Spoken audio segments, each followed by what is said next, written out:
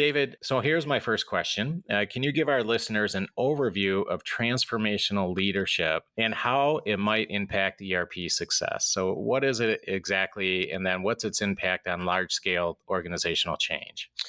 Sure. I mean, transformational leadership is a very influential leadership theory that's attracted a lot of research attention and a lot of empirical evidence in support of it. It can be traced back to actually around the mid 80s when in academic circles, leadership was not given much credibility, believe it or not. It was thought by a lot of people in the field of management and sociology that individuals didn't really have much impact on the performance of organizations or the ability to change organizations. It was primarily driven by environmental factors. The author or the godfather of transformational leadership is Bernard Bass, who went by Bernie. And he had conceptualized this issue of transformational leadership as actually building on something that was more everyday leadership that he called transactional leadership.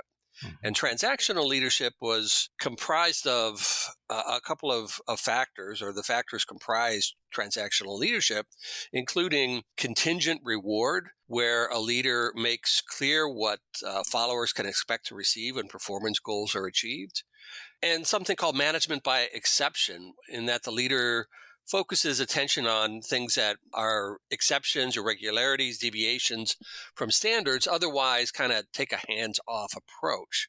Now, the title of his influential book is Leadership and Performance Beyond Expectations.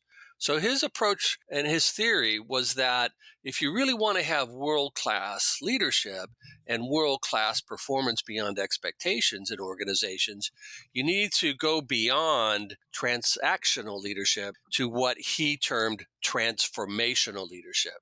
And there are four components in transformational leadership, often called the 4 I's of transformational leadership, which include idealized influence. So a leader instills pride in a follower for being associated with the leader. Inspirational motivation. My leader articulates a compelling vision of the future. Intellectual stimulation. The leader seeks different perspectives when solving problems. And individualized consideration. That is, a leader spends time teaching and coaching individual followers at an individualized level.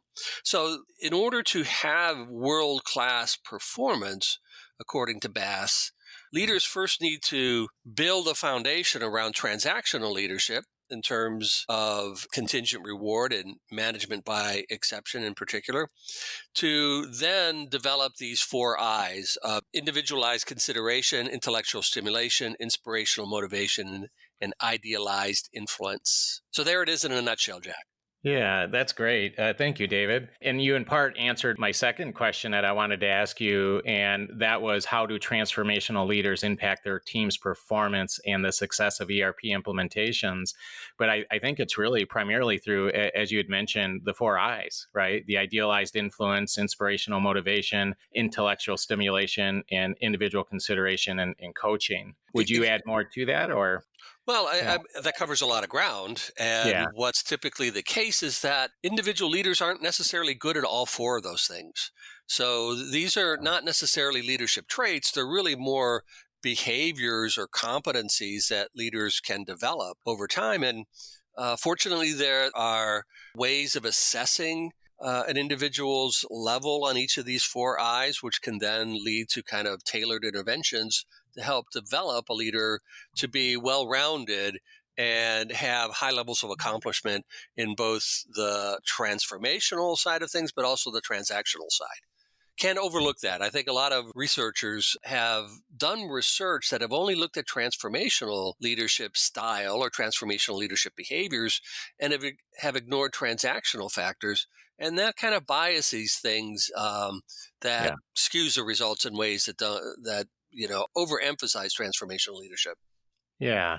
When you say that if we're just strictly talking about, transformational leadership and transactional leadership, and of course, right now we haven't talked about the other forms of leadership, such as, servant leadership and some of the others, right? Right. But within the context of just these two particular styles of leadership, I would certainly say that if you look at any organization and their executive team or their executive bench, let's call it, you certainly want, even for high performing organizations, I would say transformational tendencies within the leadership team for sure. And a majority of the leadership team having that transformational leadership mindset, but there's certainly room for the transactional leadership as well. So I don't think anyone's implying that you have to have 100% transformational leadership style within your organization to be successful, because there certainly is, I think, as you were saying, there's room and benefit to have that transactional leadership capabilities as well. So we're not saying it's one or the other.